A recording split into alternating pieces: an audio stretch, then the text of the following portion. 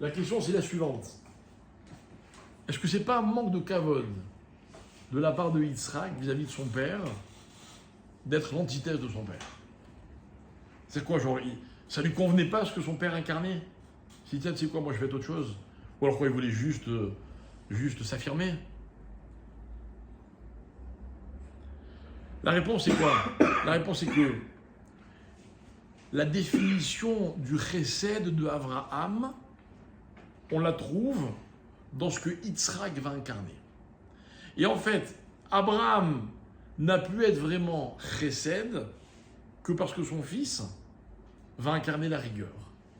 Et la rigueur de Yitzhak trouve son sens dans le chesed d'Abraham, ce qu'on a expliqué tout à l'heure.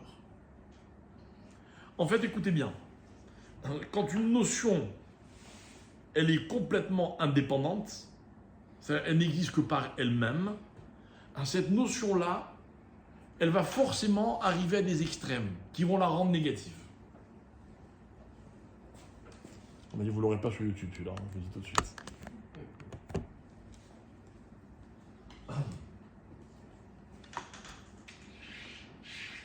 Alors, le schéma, c'est le suivant.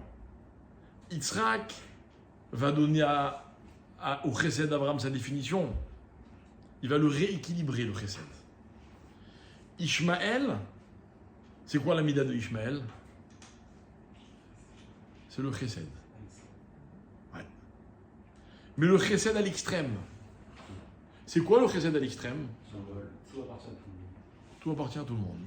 C'est le chesed sans émettre. Exactement.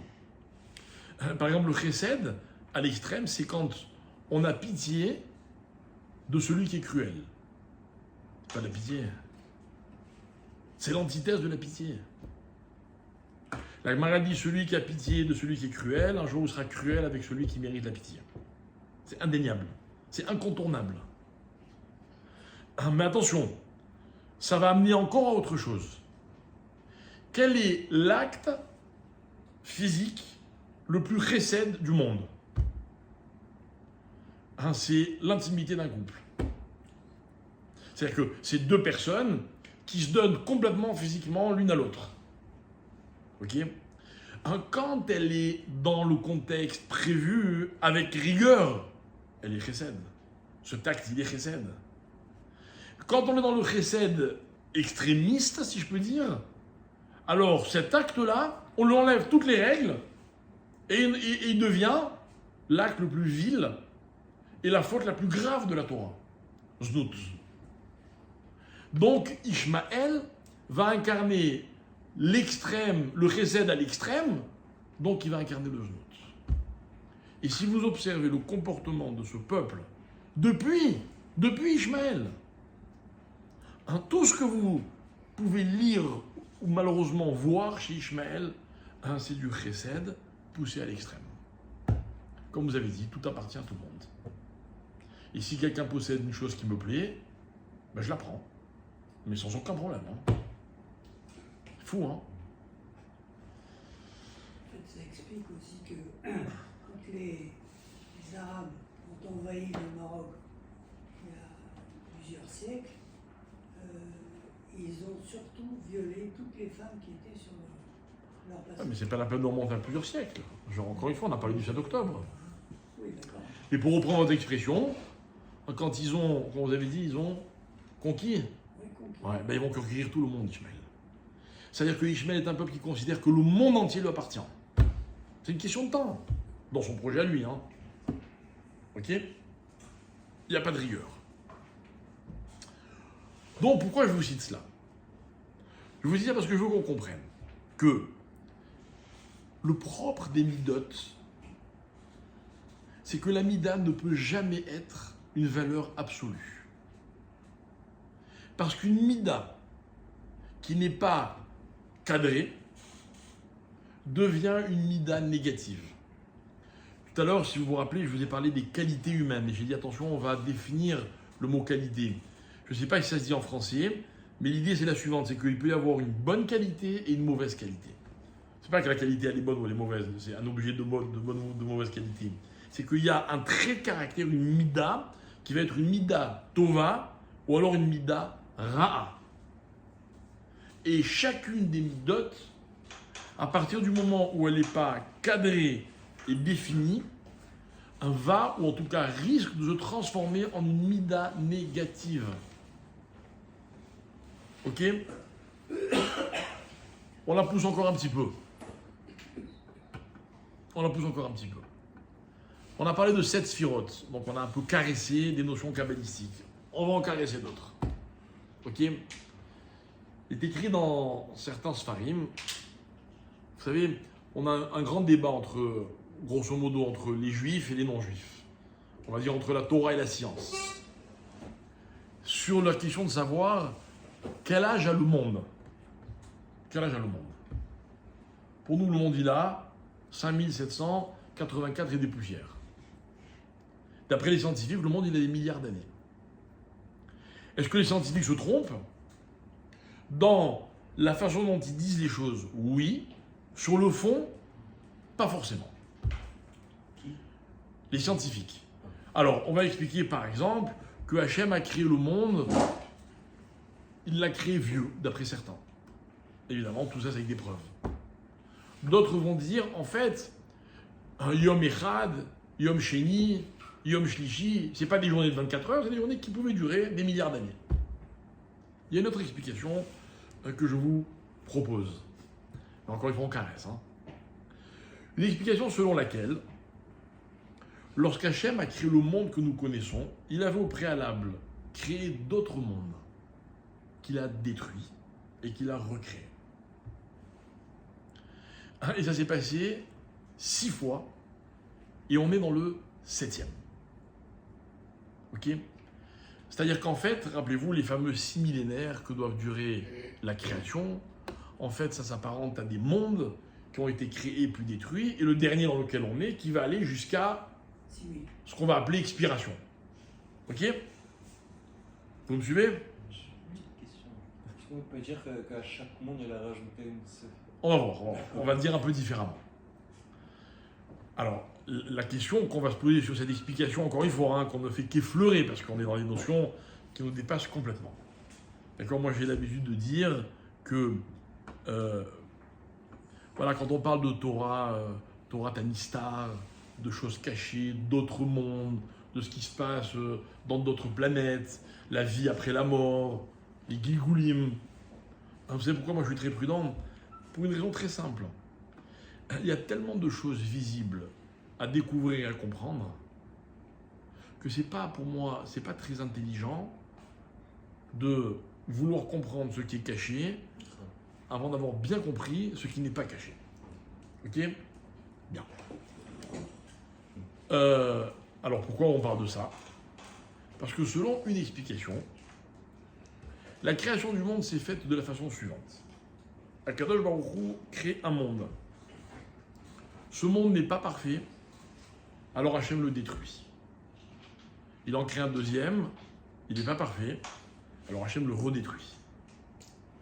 3e, 4e, 5e, 6e.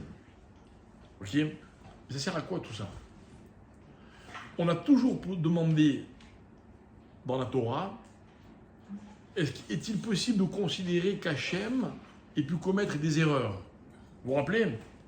Par exemple, lorsque Dieu crée l'homme, et puis qu'on arrive à la génération du Maboul, que fait Hachem? Il éradique l'humanité. Parce que l'humanité ne lui convient pas. Mais quoi, Hachem? Il s'est trompé sur l'humanité? Hachem, il a créé 2 astres, la lune et le soleil, qui sont d'intensité équivalente. Et puis Hachem, il revoit il rectifie son tir, puis il y en a un qui éclaire plus que l'autre. Il s'est trompé, Hachem? Il ne s'est pas trompé. Hachem ne se trompe pas. Hachem, rappelez-vous, quand tous les jours, vous et moi, on dit dans la prière, le schéma, Hachem Elokeinu Hachem Echad, Echad, ça veut également dire que chez Hachem, il n'y a pas une intention et une réalisation. Vous voyez? Vous et moi, quand on fait quelque chose, on y réfléchit, on mûrit l'idée, on la corrige, on la perfectionne, et puis il arrive un moment où on la met en pratique. Mais Hachem, c'est pas comme ça. Hachem, il est Echad. Sa pensée, sa parole, ses actes, si on peut parler d'Hachem ainsi, tout ça c'est Echad. Il n'y a pas d'erreur chez Hachem. même ce que nous on considère comme étant une erreur d'Hachem, en fait c'est un plan qu'Hachem respecte, ou qu'Hachem a créé. Alors c'est quoi l'idée de ces mondes qu'il a créés et puis qu'il a détruits? Et c'est là que la Kabbalah intervient et elle nous parle de ce qu'on appelle les... Écoutez bien parce qu'on ne va pas s'attarder, ce qu'on appelle les midot nefulot. Midot, on sait ce que c'est maintenant, nefulot, ça vient du mot nofel, qui tombe. Et en fait, c'est quoi les midot nefulot? Ce sont des comportements qui sont allés jusqu'à une certaine extrême.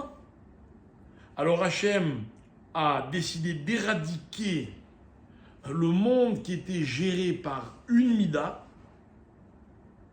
Pourquoi?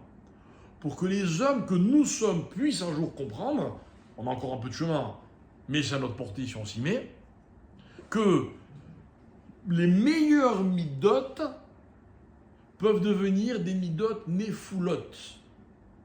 J'explique encore une fois avec une image, parce que je ne peux pas expliquer. Je peux juste, encore une fois, je peux juste exprimer des choses. Imaginons un monde que de chesed.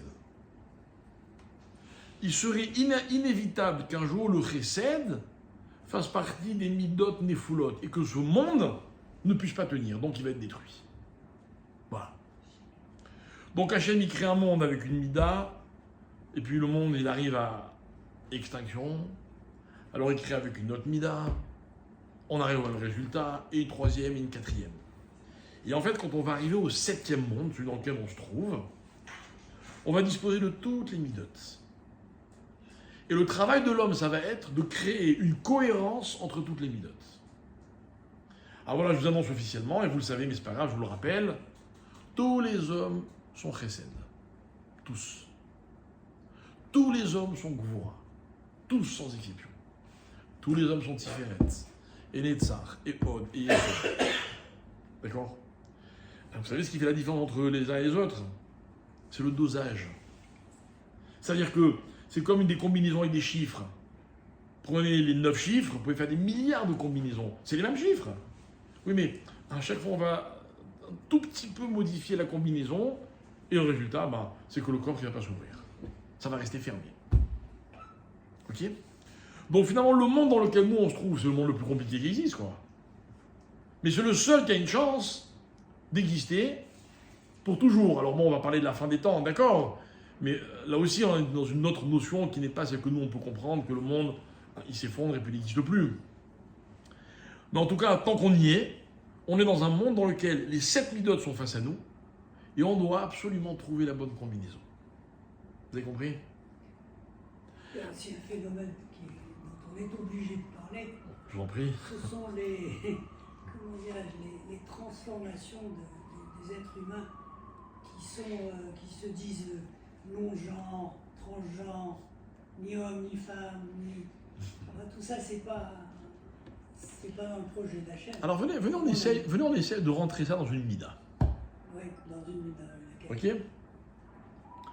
Alors je vais vous proposer une mida, parce que, évidemment, on a préparé le cours ensemble. C'est quoi la mida qui ne fait pas partie des 7 midot qu'on a cités, d'ailleurs, mais elle est un peu sous-jacente, un peu présente un peu partout, et en fait, elle est un comportement. Et ce comportement, il porte un nom, on en a parlé tout à l'heure. Hein? Non, c'est le kavod. Le kavod. Ok? Alors voilà. Question. Puérile ma question. Le kavod, c'est bien ou c'est mal? Ça dépend. Non, il n'y a pas de réponse. Ne me dites pas. Ça dépend, j'ai jamais une réponse. Ok? La réponse, plutôt, c'est la suivante. Il y a du bon kavod et il y a du mauvais kavod. Bon, là, je vous ai mis sur la voie, là. C'est facile.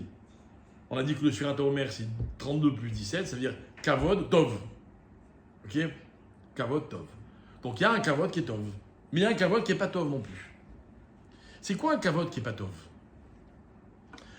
Alors, rappelons encore une fois l'enseignement de notre maître, le Rav Moshe Shapira, Zecher Tzadik Livracha. Il disait la chose suivante, on le voit dans plein de cours, c'est rapporté, il disait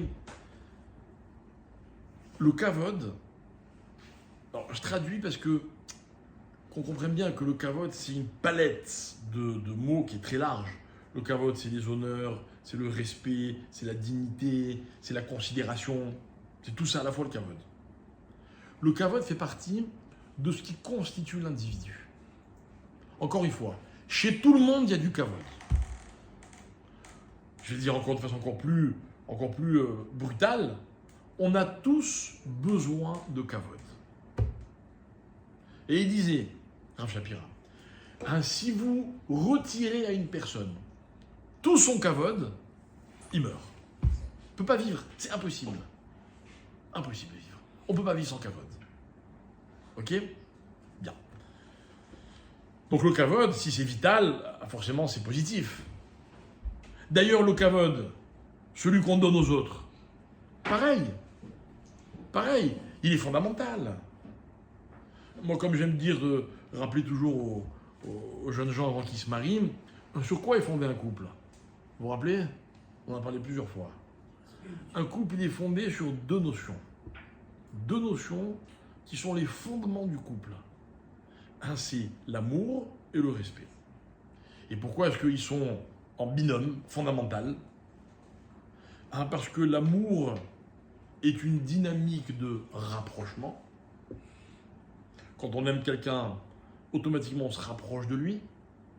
Mais si vous vous rapprochez indéfiniment, au bout d'un moment, la destruction va devenir ravageuse. Intervient le kavod, qui est une dynamique d'éloignement. Respecter quelqu'un, c'est savoir garder ses distances. Même de la personne avec laquelle je suis la plus proche, il faut que je garde mes distances. Il y a des choses que je ne peux pas me permettre de lui dire, de lui faire, de lui montrer. Et finalement, c'est l'équilibre de ces deux notions qui permet à une relation d'être solide et de durer. Maintenant, le kavod, il peut aussi être très mal placé. Pourquoi? Parce qu'il nous arrive de choisir de donner du kavod à des gens qui ne le méritent pas, par exemple. Mais pas. Qui n'a pas un jour eu du kavod pour un rachat? Un rachat, c'est quelqu'un qui était immoral, quelqu'un qui était lui-même irrespectueux. Mais bon, vous comprenez, il était riche, il était célèbre, il avait du pouvoir. Je n'ai pas pu m'empêcher, quoi. Ça, c'est mauvais. C'est du mauvais kavod. Donc, il y a kavod tov et il y a kavod lotov. Mais en même temps, le kavod, je ne peux pas m'en passer, quoi. S'il y a un but, Ouais. s'il y a un but et qu'il y a un intérêt, Alors? le kavod il n'est pas bon non plus. Ben non. Il n'est pas émettre, quoi. Ben non, il n'est pas émettre. Il n'est pas émettre. Ce matin, on étudiait ensemble à la synagogue une Mishnah dans laquelle il est écrit Ezeu Mechoubad Amechabel et Aberiot. Qui est l'homme respectable, mais nous on a traduit respecté. Qui est respecté? Celui qui respecte les autres. Alors, le Rav Ovadia Yosef, il raconte dans un de ses livres une histoire. Il dit, évidemment, c'est un machal. Il dit, voilà, c'était un homme qui était très riche, et puis, mais il était par contre, il ne respectait pas les autres. Il était tellement imbu de sa personne que. Alors, il respectait ceux qui devaient respecter par intérêt, mais il ne respectait pas les autres. Et il avait un voisin qui était aussi très riche, par contre, lui, il respectait tout le monde. Et l'histoire raconte qu'un jour, le premier, il a une fête, on va dire une bar mitzvah de son fils ou un mariage, et il fait une fête somptueuse, avec le meilleur traiteur, le meilleur orchestre, la plus belle salle, et il invite toute la ville. C'est son kavod. Mais il veut voir ce que les gens pensent de lui. Alors il les a gâtés, il espère entendre des choses positives. Qu'est-ce qu'il fait? Il se déguise et il se promène dans l'assistance. Et il passe de table en table et les gens ne le reconnaissent pas. Et il les entend discuter. Et à la première table, il entend des gens dire « D'après toi, il a dépensé combien pour cette fête ?» Et là, les autres répondent, ils disent bah, « Il a dépensé une fortune, mais c'est juste pour nous en mettre plein la vue. » Et puis à la deuxième table, il entend la même question, et la réponse cette fois-ci, c'est « Il a dépensé une fortune, mais évidemment, il l'a fait pour son propre kavod. » Et puis la troisième, il a dépensé une fortune, mais en fait, c'est à quelqu'un qui est avare ou qui est irrespectueux ou je sais pas quoi. Il est très très fâché, très énervé, ça doit gâcher sa fête. Et voilà que la semaine d'après, c'est son voisin qui organise une fête. Et là, pareil, il se déguise pour entendre ce qu'on dit de l'autre. Et là, il entend les gens dire d'après toi, combien a coûté cette fête? Et les gens disent une fortune. Mais bon, il a vraiment voulu nous gâter, il est tellement gentil. Et puis la deuxième table, la réponse c'est plus ou moins la même. Il a dépensé une fortune. Mais bon, tu sais, lui, tant qu'il peut faire plaisir aux autres, etc., etc. Il rentre chez lui, sa femme le voit très très fâché. Et il dit qu'est-ce qui t'arrive? Il lui raconte ce qui s'est passé. Et là, sa femme lui répond, il dit mais c'est de ta faute. T'as jamais respecté les autres. D'accord? Donc ils t'ont jamais respecté. Et si il t'arrive de croire que les gens te respectent, en fait c'est en surface. Mais dès que t'es pas là, ils te respectent pas. Donc en fait le respect, on reçoit celui que l'on donne. On donne du mauvais respect, on reçoit du mauvais respect. Ça vous intéresse vous qu'on vous respecte quand vous êtes devant vous et pas quand vous n'êtes pas là? Juste parce qu'on a peur de vous ou qu'on a besoin de vous? Pas du tout. Voilà, c'est ce qu'on va appeler Kavod Tov et Kavod Lotov. Mais mes chers amis, on ne va pas se permettre, là on n'est pas dans la Kabbalah, on va essayer de donner un peu plus de consistance aux choses. Mon maître demande, dans le corps, enfin c'est pas vraiment le corps, mais dans l'individu, où se trouve d'après vous le siège du Kavod? Allez, je vous ai dit. Le siège des sentiments, c'est où d'après vous? Allez, le cœur. D'autres disent que c'est les reins ou le foie, mais bon, peu importe. Le siège de, je sais pas moi, l'intelligence. Ok. Le siège du Kavod, c'est où? C'est pas dans le corps. C'est pas dans le corps. C'est dans la partie de l'âme qui s'appelle Nefesh. D'accord? La Neshama elle est divisée grosso modo en 3 parties. Nefesh, Ruach, Neshama. Dans ce qu'on appelle le Nefesh, il y a le siège du Kavod. Pourquoi? Pourquoi dans le Nefesh? C'est matérialiste. Pas dans le Nefesh. Écoutez bien. Si vous ouvrez un livre de prière, je sais qu'il est dans le Patach Eliyahu par exemple, ok, là-bas, enfin de la Gemara de Brachot, merci, j'en ai un.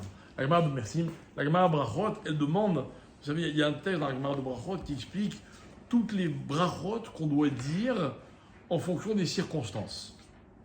Ok, c'est là-bas que la Gemara elle dit, par exemple, alors voilà, je vous cite comme ça, celui qui voit un éclair ou une étoile filante, il dira Baruch Osema Aseh Bereshit, n'est-ce pas? Celui qui voit un arc-en-ciel, il fera une autre bracha, etc., etc. Et puis la Gemara elle dit, à la vue d'un roi d'une autre nation, pas juif. Qu'est-ce qu'on fait comme bracha?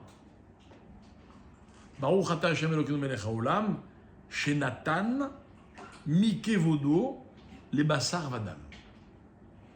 Béni soit Hashem qui a donné de son kavod aux hommes. C'est vrai quoi. Vous avez déjà vu, vous habitez Tel Aviv, vous ne connaissez pas, mais à Jérusalem, quand par exemple le président des États-Unis débarque, il faut voir le kavod qu'on lui fait, c'est inimaginable. Les rues sont fermées, des heures à l'avance, les gens s'agglutinent autour des barrières, ils attendent de voir passer le carrosse, quoi, vous voyez. Et puis au bout d'un moment, ça dure des heures, hein. Vous voyez une voiture de police, puis une deuxième, puis une troisième, puis une 20e, puis des voitures de toutes sortes, des véhicules qu'on ne voit jamais. Et enfin, vous avez la limousine somptueuse du président des États-Unis. J'en ai vu plusieurs, moi, passer à Jérusalem. Il y a des présidents qu'à travers les fenêtres noires, on les distingue, d'autres qu'on ne distingue pas. Enfin bref, peu importe. Ok. Et quand vous le voyez, vous dites, mais quel kavod, c'est inimaginable. Ça ne donne qu'une envie, c'est de devenir président des États-Unis, quoi. Vous voyez. Chez Baruch, chez Nathan, Mikevodo, il a donné de son kavod aux hommes. C'est belle, hein? Et la Gemara dit, et si on voit un roi juif, qu'est-ce qu'on doit dire comme bracha? Et là, ça doit arriver comme c'est intéressant. Quand on voit un roi juif, on doit dire chez Chalak Mikevodo Lireav. Il a partagé son kavod avec ceux qui le craignent. Ça veut dire que celui qui craint Hachem, et on considère que tous les juifs craignent Hachem, Hachem il ne leur donne pas de son kavod, il partage son kavod avec eux. C'est-à-dire qu'en fait, mon kavod, mes chers amis, si je crains Dieu, je suis associé dans mon kavod avec Hachem. C'est un truc de fou. C'est ça, Nefesh. Nefesh, c'est la partie divine dans le fonctionnement physique de la personne. Mais c'est pas à moi. On est associés. C'est-à-dire que le kavod, mes amis, il n'y a rien de plus noble si je comprends bien. Moi, vous comprenez, soyez gentils, faites-moi un peu de kavod. Je ne vous demande pas de vous lever quand je rentre ou de vous prosterner quand je passe. Mais bon, bonjour, considération, quoi. Vous comprenez, je ne suis pas n'importe qui. Moi, j'ai un kavod. Et attention, hein, ce kavod, je le partage avec Hachem. Et pareil, quand moi je vous vois. Et voilà normalement comment devraient se considérer tous les juifs, les uns les autres. Ah ben, je te croise dans la rue, ton kavod, c'est un peu celui d'Hachem. Bon, il n'est pas toujours visible, hein. Un roi, oui. Une personne lambda, ça ne se voit pas toujours. Mais il y a en la personne lambda juive que j'ai croisée une parcelle du kavod d'Akadosh Baruch Hu. Donc le kavod, il est dans le nefesh. Tout le problème, mes chers amis, c'est que va faire l'homme de ce kavod.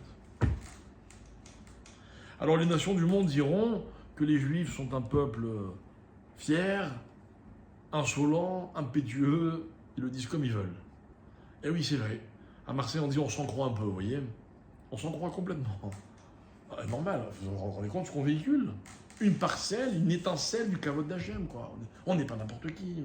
Ok. Le problème, c'est qu'est-ce qu'on en fait? Qu'est-ce qu'on en fait? Ainsi, je me sers de ce kavod pour le donner aux autres. Donc, c'est-à-dire que je détiens du kavod. Alors, je vais honorer les autres. J'ai tout compris. Tout à l'heure, vous me parliez de, voilà, par exemple, du mélange des genres, du comportement des hommes, ou plutôt de l'attitude que va avoir la société dans la définition des personnages. Je vais vous expliquer pourquoi on en arrive là. C'est très simple. Alors, dans la vie, mes chers amis, ce qui est essentiel, c'est le kavod que l'on a pour soi-même. C'est quoi le kavod qu'on a pour soi-même? Si moi, je suis un garçon, que j'ai l'âge que j'ai le rôle que j'ai dans ma vie, que Dieu m'a donné, que je dispose d'amitié, de relations, de famille, de ce que vous voulez. Ok? J'ai un rôle à jouer. C'est quoi mon kavod? C'est quoi le respect que je suis censé avoir pour moi-même? C'est celui qui consiste à décider d'assumer ce que je suis dans ma vie. C'est ça, kavod. Je vais vous donner un petit exemple. Je veux fâcher personne, mais vraiment, je ne peux pas m'empêcher je ne peux pas l'éviter. Dans la Torah, il y a une notion qui s'appelle la tzniut. C'est ce que c'est la tzniut? La tzniut, ça se traduit en général par pudeur. C'est quoi la pudeur? La pudeur, c'est le reflet du respect que j'ai de moi-même. J'explique. Vous avez des gens qui n'ont aucune pudeur. Dès qu'ils ont un souci, il faut que tout le monde le sache. Vous voyez, ils adorent raconter. Ah ouais, mais t'avais une galère ce matin, rien du tout. Hein.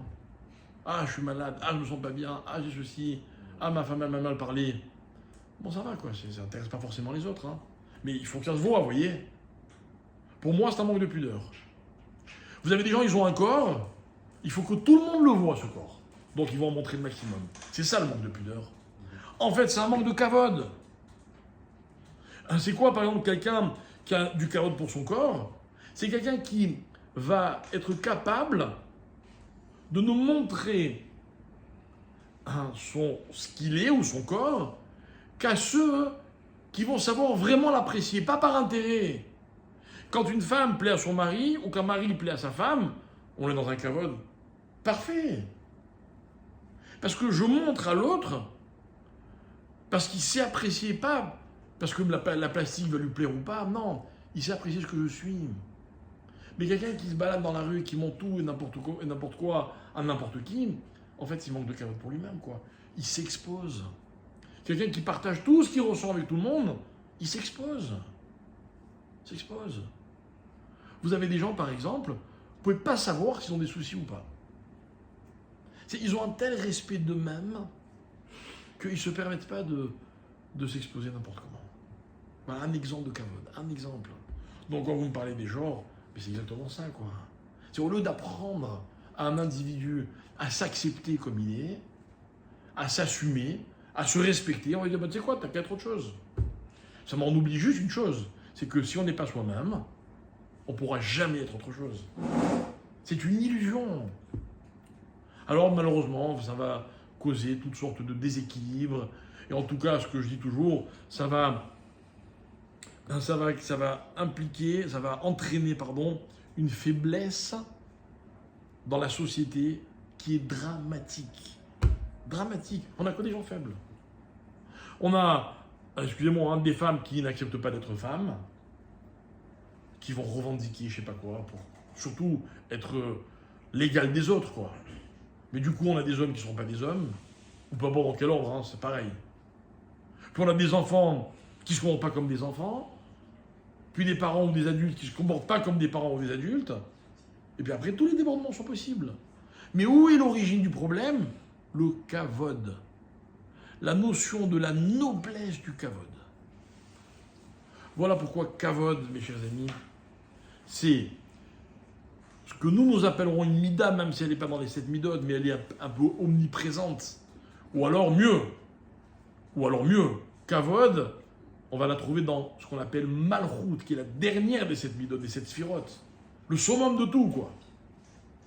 Malchut, on est tous un peu mêlés quelque part, quoi. Roi. Mais pour être roi, il faut en être digne. Et pour être digne, il faut décider d'en être digne. C'est ça, kavod.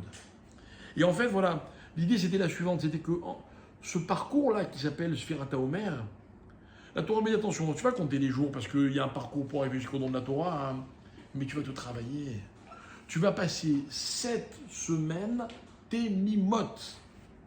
Je traduis à ma façon, hein. 7 semaines de perfection. C'est quoi 7 semaines de perfection? Tu vas te parfaire. Vous savez, mes chers amis, je vais vous dire quelque chose. Les midot, c'est ce qu'il y a de plus important. Voilà, je m'adresse ici à tous ceux qui sont célibataires. Quand vous allez rencontrer l'âme sœur potentielle, il n'y a qu'une seule chose qui doit vous intéresser. C'est les midot. Midot. Tout le reste, c'est des gadgets. Tout. Maintenant, les midot, c'est souvent une question d'éducation. Donc, essayez de regarder aussi un peu plus haut, vous voyez. Mais si quelqu'un se comporte bien, mieux, c'est là que je voulais vous amener. Si une personne considère qu'il est important de se travailler, vous avez compris? Se travailler. Vous avez des enfants qui bossent comme des acharnés pour obtenir des diplômes, pour gagner de l'argent, pour avoir une condition physique, tout ce que vous voulez. C'est bien. Ou pas d'ailleurs. Hein. Mais c'est pas ça, se travailler. Se travailler, c'est acquérir des midotes. C'est-à-dire que tous les jours de ma vie, je dois me dire, bon, ok, alors, où j'en suis dans mes composants qui sont chesed, gvura, tiferet et ainsi de suite. Où j'en suis? Le dosage, il est bon ou il n'est pas bon? Est-ce que mon chesed est suffisant? Est-ce qu'il est bien défini par ma gvura, mon din, ma rigueur? Est-ce que... Et il y a un travail sur soi. Vous savez, moi, je vais vous dire quelque chose, je l'ai déjà répété plusieurs fois. Comment on fait? Ben voilà, moi j'ai eu la chance d'étudier dans une yeshiva, dans ma jeunesse. Et vous savez, dans les yeshivot, on passe des heures et des heures à décortiquer le Talmud, et à apprendre des textes, et à les approfondir. Mais on passe aussi des heures et des heures à étudier ce qu'on appelle du moussar. C'est ce que c'est le moussar? Le moussar, c'est quand on te dit, tu sais, t'es jamais assez généreux, t'es jamais assez patient, tu t'es jamais suffisamment travaillé, travaille-toi encore un peu. Ils vont rencontrer des hommes qui ont peut-être des niveaux de Torah qui sont incroyables, mais qui ont fait un travail sur eux qui est inimaginable. Inimaginable. Moi, je vous parlais tout à l'heure de Rav Gross, pour ne parler que de lui. Hein. Et j'ai déjà parlé de lui dans mes cours, et j'ai toujours rappelé que chez lui, ce qui est incroyable, d'abord, bon, ses connaissances, quand on a la chance de discuter avec lui, elles sont, je sais pas, elles sont, à mon niveau à moi, elles sont infinies, quoi. Il connaît tout. Tout. Mais vous savez, ce qui est aussi frappant, c'est la considération et le respect qu'il donne à chaque personne qu'il croise. Quand vous le croisez, où qu'il aille, quelle que soit l'heure, et que vous lui parlez, vous savez ce qu'il fait? Il s'arrête et il vous parle. Et croyez-moi, il n'a pas une seconde. Hein. Il a autour de lui des gens qui sont obligés, ils sont chargés, c'est leur boulot, de dire aux gens, excusez-nous, il faut pas parler au Rav, parce que sinon le Rav, il a plus d'agenda, quoi. Ce Rav, là, un jour, j'étais chez lui, c'était la fin de l'après-midi, et puis on devait aller faire Mincha, et je voyais l'heure avancer, etc. Et puis, quelques instants avant le coucher du soleil, il sort de chez lui, il court jusqu'à la synagogue. Alors je me rappelle, j'avais dit à son élève qui est toujours avec lui, je dis mais pourquoi il part si tard, quoi? Ça m'étonne, je crois que le Rav, c'était plutôt du genre à prier tôt. Il m'a dit non, avant il partait tôt, mais les gens l'arrêtaient en chemin.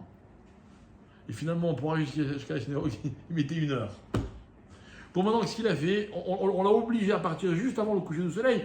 Comme ça, quand les gens l'arrêtent, on lui dit le Rav, il n'a pas fait Mincha, il faut pas le retarder. Et tout le monde comprend ça. Regardez, je couvre les midotes. Quand vous lui parlez, on dirait que vous êtes seul au monde. J'ai cité plusieurs fois le privilège que j'ai eu de rencontrer par exemple le Rav Steinman. Quand vous parliez au Rav Steinman, Zecher Tzadik Livracha, on dirait que vous étiez le plus grand haram. C'est honteux presque.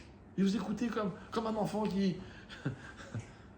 Alors que vous savez très bien que quand vous lui disiez quelque chose, avant le début de la phrase, il avait déjà compris la fin. C'est ça les midotes. Les midotes, c'est que on n'est jamais trop respectueux. On n'est jamais trop patient. Jamais. On n'a jamais trop donné aux autres. Après, évidemment, la rigueur, elle va nous permettre d'équilibrer les choses. Comme on dit en français, comment on dit, charité bien ordonnée. Bon, la fin de la phrase ne me plaît pas, mais le début, j'aime bien. Ordonné. Il faut du céder, quoi. Et toutes les midotes demandent du céder. Mais à une condition, c'est que ce soit le résultat d'un travail. Alors, je ne vais pas, moi, vous aider à comprendre la tragédie des 24 000 élèves de Rabbi Akiva, parce que je pense que ça nous dépasse un petit peu. Et je ne voudrais surtout pas risquer à être celui qui les juge, ou qui, soi-disant, comprend comment, à leur niveau, eux, on peut commettre une telle erreur. Mais moi, je prends ma leçon, celle qui me concerne à moi. Le kavod, on l'a tous, mes chers amis. Mais le kavod, il peut être synonyme de deuil. Parce que les 32 premiers jours du Homer, c'est 32 jours de deuil. Regardez, ils ont tous la barbe, on a tous la barbe, et qui poussent n'importe comment. Ok, on est en deuil. Mais il va nous rester 17 jours. Pourquoi? Pour définir que le kavod, il doit être tov. Et nos maîtres vont encore plus loin, ils disent, en fait, même le nefesh de l'homme, il peut être tov comme il peut ne pas être tov. Et l'homme, il doit se travailler. Et en fait, voilà, c'était un peu un cours de moussard, de morale, je vous l'accorde. Avec des idées intéressantes, mais en fait, c'est ça l'idée. L'idée, c'est que pour recevoir la Torah, il y a une condition qui est sine qua non. C'est de faire un travail sur soi. Sur soi. On va comparer la Torah à l'eau, plusieurs fois dans les textes. Vous savez pourquoi? Rami dit, parce que quand vous versez de l'eau va toujours aller vers le point le plus bas. Toujours. La Torah, c'est pareil. C'est que celui qui se considère grand, il n'intéresse pas la Torah. Celui qui se travaille, c'est quoi? C'est quoi se travailler? C'est accepter que j'ai toujours un travail sur moi-même à faire. Et finalement, la seule perfection que l'homme peut connaître dans sa vie, c'est d'accepter qu'il n'est pas parfait. Mais c'est ça la perfection. Je ne suis pas parfait, donc je peux devenir parfait, mais je n'y suis pas encore arrivé. C'est ça, travailler, c'est midotes. Alors quand on vous parle de Sphirot, mes chers amis, en fait, c'est juste un acte gentil de la part de la Torah de me permettre de considérer Hachem comme s'il avait des midotes. Ça lui donne un peu un côté humain qui me permet à moi de m'identifier à lui, donc d'avoir une chance un jour d'être à son image. Et si c'est ça le projet, parce que je vais vous dire la vérité, on ne répare pas ces midotes en 49 jours, hein, mais quand on décide de les travailler, on est déjà prêt à recevoir la Torah. Voilà pourquoi 49 jours, c'est pas un aboutissement, c'est juste un état d'esprit qu'on peut acquérir en se disant, voilà, je réalise que c'est vrai, je dois me travailler. Moi j'ai un livre à la maison, il est magnifique, bien qu'un peu dur, qui explique, vous savez, il y a 49 jours, et il y a 7 semaines, donc 7 midotes, et dans chaque semaine il y a 7 jours. Donc chaque jour en fait, il est une combinaison de 2 midotes. La première semaine, c'est la mida de Chesed. Le premier jour de la première semaine, c'est le Chesed dans le Chesed. Le deuxième jour de la semaine, c'est Gvura dans Chesed. Puis après, c'est Tiferet dans Chesed. Deuxième semaine, c'est Chesed dans Gvura, Gvura dans Gvura, Tiferet dans Gvura, et ainsi de suite. Ce livre, il explique chaque jour comment l'homme, il doit en lui développer telle mida, de telle façon, en agissant, en tout cas en réfléchissant sur tel ou tel point. Hein, et c'est un travail de titan. Donc la Torah n'attend pas de nous qu'en 49 jours, on réalise tout ce travail, mais juste au moins qu'on adhère au projet qui s'appelle Tselem Elohim. Si on veut être digne de se rapprocher de l'image de Tselem Elohim, de l'image d'Hachem, il faut juste qu'on soit conscient qu'il y a sur nous un travail à faire au quotidien. Voilà mes chers amis. Faire marche là ou pas? Ah ouais, avec plaisir.